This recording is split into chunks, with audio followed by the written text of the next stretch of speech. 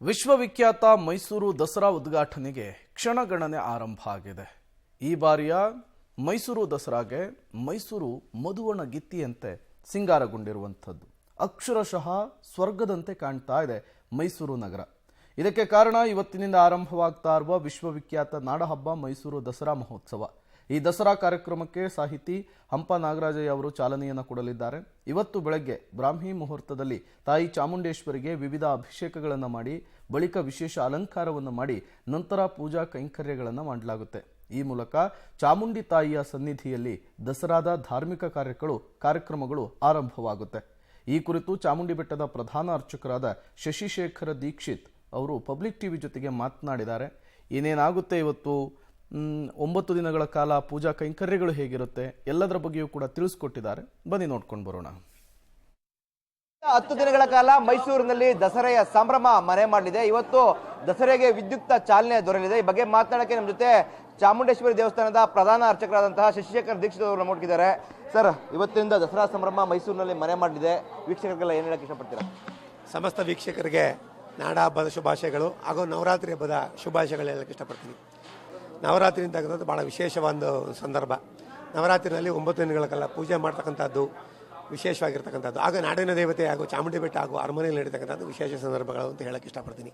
ಹಾಗೆ ಇನ್ನೇನು ಕೆಲವೇ ಸಮಯಗಳಲ್ಲಿ ಇನ್ನು ಅತಿಥಿಗಳ ಕೈಲಿಂದ ಪುಷ್ಪಾರ್ಚನೆ ಮಾಡುವ ಮುಖಾಂತರವಾಗಿ ದರ್ಶನಕ್ಕೆ ಚಾಲನೆ ಕೊಡ್ತಕ್ಕಂಥದ್ದು ಒಂದು ಪದ್ಧತಿ ಇರ್ತಕ್ಕಂಥದ್ದು. ಹಾಗೆ ಎಂದಿನಂತೆ ಅದಕ್ಕೆ ಮುಂಬರುವಾಗಿ ಮಹಾನ್ಯಾಸ ಬ್ರಾಹ್ಮಿ ಮುಹೂರ್ತದಲ್ಲಿ ಮಹಾನ್ಯಾಸ ರುದ್ರಾಭಿಷೇಕ, ಪಂಚಾಮೃತಾಭಿಷೇಕ, ವಿಶೇಷವಾಗಿ ಹಂಸವಾಹಿನಿ ಅಲಂಕಾರ ಆಗಿರ್ತಕ್ಕಂಥದ್ದು ಇಂದಿನ ವಿಶೇಷ ಅಂತ ಹೇಳಕ್ಕೆ ಇಷ್ಟಪಡ್ತೀನಿ.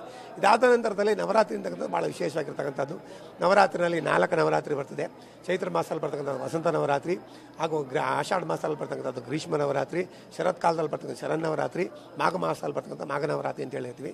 4 ನವರಾತ್ರಿ 2 ನವರಾತ್ರಿ ಆಚರಣೆ ಮಾಡ್ಕೊಂಬತ್ತಾ ಇರ್ತಕ್ಕಂಥ ಪದ್ಧತಿ ಆಗಿರ್ತಕ್ಕಂಥದ್ದು.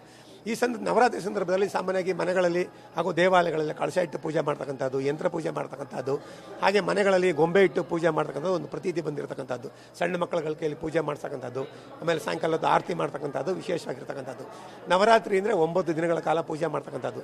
ಇದರಲ್ಲಿ 9 ದಿನ 9 ನವದುರ್ಗೆಯರನ್ನ ಆವಾಹನೆ ಮಾಡಿ ಪೂಜೆ ಮಾಡಬೇಕು ಅಂತ ಶಾಸ್ತ್ರ ಹೇಳ್ತಾನೆ. ಅವ್ರು ಯಾರು ಅಂದರೆ ಪ್ರಥಮಂ ಶೈಲಪುತ್ರೇಚ, ದ್ವಿತೀಯಂ ಬ್ರಹ್ಮಚಾರಿಣಿ, ತೃತೀಯಂ ಚಂದ್ರಘಂಟೇತಿ ಕೂಷ್ಮಾಂಟೇರ್ಚಕಂ, ಪಂಚಮಂ ಸ್ಕಂದಮಾತ್ರ ಚಟ್ಯಂ ಕಾತ್ಯಾಂಚದ, ಸಪ್ತಮಂ ಕಾಳರಾತ್ರಿ ಚ ಮಹಾಗೌರಿ ಅಷ್ಟಮಂ, ನವಂ ಸಿದ್ಧರಾತ್ರಿ ನವದುರ್ಗಾ ಪ್ರಗೀತ ಅಂತೇಳಿ 9 ದುರ್ಗೆನ ಆವಾಹನೆ ಮಾಡಿ ಪೂಜೆ ಮಾಡ್ತಕ್ಕಂಥ ಭಾಳ ವಿಶೇಷ ಅಂತ ಹೇಳಕ್ಕೆ ಇಷ್ಟಪಡ್ತೀನಿ. ಅಂದರೆ ಇವತ್ತು ಯಾವೆಲ್ಲ ಪೂಜೆಗಳಾಗ್ತು ಮತ್ತು ತಾಯಿಗೆ ಏನೆಲ್ಲ ಅಲಂಕಾರಗಳು ಮಾಡಿದ್ರು? ಅಂದರೆ ಇವತ್ತು ಮೊದಲನೇ ದಿವಸ ಆಗಿರ್ತಕ್ಕಂಥದ್ದು ಬ್ರಾಹ್ಮಿ ಅಲಂಕಾರ ಆಗಿರೋದು. ಅಂದರೆ ಇಲ್ಲಿ ಅಲಂಕಾರ ಮಾಡುವಾಗ ನಾವು ಸಪ್ತಮಾತ್ರೆಗೆ ಅಳವಡಿಸ್ಕೋತೀವಿ. ಬ್ರಾಹ್ಮಿ ಮಹೇಶ್ವರಿ ಚೈವ ಕೌಮಾರಿ ವೈಷ್ಣವಿ ತದ ವಾರಾಹಿ ಚೈವ ಇಂದ್ರಾಣಿ ಚಾಮುಂಡಾ ಸಪ್ತಮಾತ್ರೆಗೆ ಅಂತೇಳಿ 9 ಸಪ್ತಮಾತ್ರೆಗೆ ಆವಾಹನೆ ಮಾಡಿ ನವರಾತ್ರಿನಲ್ಲಿ ಅಲಂಕಾರ ಮಾಡ್ತಕ್ಕಂಥ ಭಾಳ ವಿಶೇಷ ಅಂತ ಹೇಳಕ್ಕೆ ಇಷ್ಟಪಡ್ತೀನಿ. ಇವತ್ತು ಕೂಡ ಸರ್ಕಾರಿ ಕಾರ್ಯಕ್ರಮ ಕೂಡ ಇನಾಗ್ರೇಟ್ ಆಗುತ್ತೆ. ಇನಾಗ್ರೇಷನ್ ವೇಳೆ ತಾಯಿಗೆ ಪುಷ್ಪಾರ್ಚನೆ ಮಾಡಲಾಗುತ್ತೆ. ಅದರ ಅಲಂಕಾರ ಏನಿದೆ ಅಂದರೆ ಈ ಪಂಚಲೋಹದ ಮೂರ್ತಿಗೆ ಅಲಂಕಾರ ಮಾಡ್ತಕ್ಕಂಥದ್ದು, ಹಾಗೆ ಪುಷ್ಪಾರ್ಚನೆಗೆ ಅಂತ ತಂದಿರತಕ್ಕಂಥದ್ದು. ಅರಮನೆಯಲ್ಲಿ 10 ದಿವಸಗಳ ಒಂದು ಅರಮನೆಯಿಂದ ತಂದು ಇಲ್ಲಿ 10 ದಿನ ಪ್ರಾಣ ಪ್ರತಿಷ್ಠೆ ಮಾಡಿ ಪೂಜೆ ಮಾಡ್ತಕ್ಕಂಥದ್ದು ಈ ದೇವಿ ವಿಗ್ರಹಕ್ಕೆ ವಿಶೇಷ ಅಂತ ಹೇಳಕ್ಕೆ ಇಷ್ಟಪಡ್ತೀನಿ. ಇದರಲ್ಲಿ ದಸರಾ ಚಾಲನೆ ಮಾಡುವ ಮುಖಾಂತರ ಪುಷ್ಪಾರ್ಚನೆ ಮುಖಾಂತರ ಮಾಡುವಾಗ ದಸರಾಗೆ ಇಡೀ ದಸರಾಗೆ ಚಾಲನೆ ಕೊಟ್ಟಂತೆ.